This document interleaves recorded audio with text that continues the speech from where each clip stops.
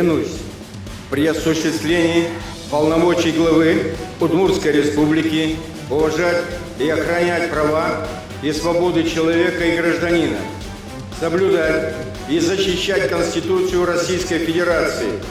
федеральные законы, Конституцию Удмуртской Республики